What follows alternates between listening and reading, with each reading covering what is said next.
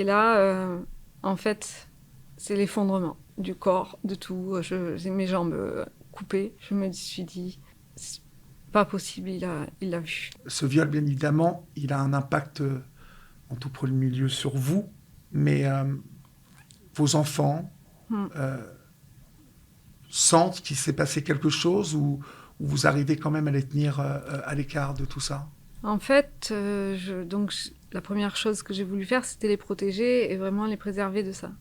Et puis après, comme j'étais en état de choc, je ne suis pas allée de suite voir ce qui se passait pour eux.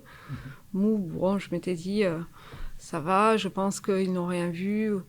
Je me suis, 2-3 jours après, je suis allée les voir le soir et je leur ai demandé s'ils avaient vu ou entendu des choses la dernière soirée qu'on avait passée à Frontignan, donc c'était à la mer. Et donc je vais voir mon fils et mon fils me dit mais oui maman, Richard il s'appelait. Ouais. Oui maman, Richard il est rentré dans la chambre et puis il est ressorti, mais tu te souviens pas? Et là en fait c'est l'effondrement du corps, de tout. J'ai mes jambes coupées. Je me suis dit c'est pas possible, il l'a vu. Il a tout vu. Il a tout vu.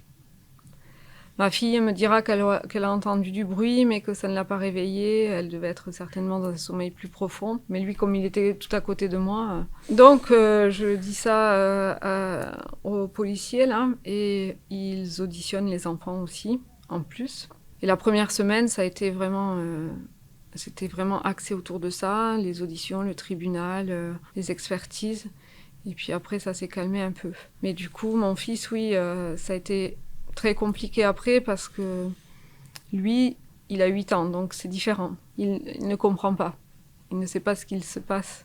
Il va très rapidement faire ce qu'on dit les psychologues, de la dissociation aussi. C'est-à-dire que, comme en fait, pour lui, tout ça, c'est en dehors de la réalité, quoi. C'est en dehors de la normalité, on va dire. C'est pas son père qui est là, c'est quelqu'un d'autre.